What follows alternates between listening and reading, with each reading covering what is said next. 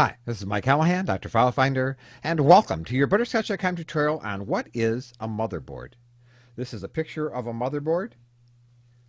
Motherboard is basically the foundation that your computer is built on. This right here is the socket where your central processing unit, or CPU, gets plugged in. These are expansion slots where you can put in cards that will give your computer other functions. The very early motherboards, and here's one from Commodore from 1982, the same year the personal computer was released by IBM. Motherboard's a printed circuit board, so you can see the printed circuits on it. You can see some little chips. Here's the processing unit over here, but it's really very simple.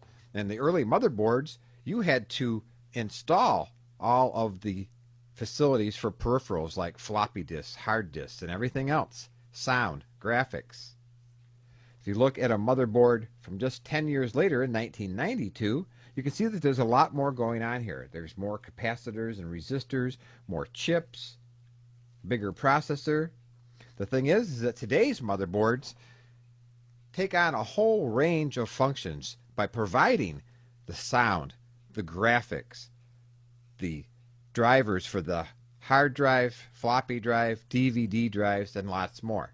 So the motherboard of a computer is the basis, the foundation, and everything else that goes into what makes up your computer rests and is installed on that motherboard. So that's a motherboard, and that's all there is to it.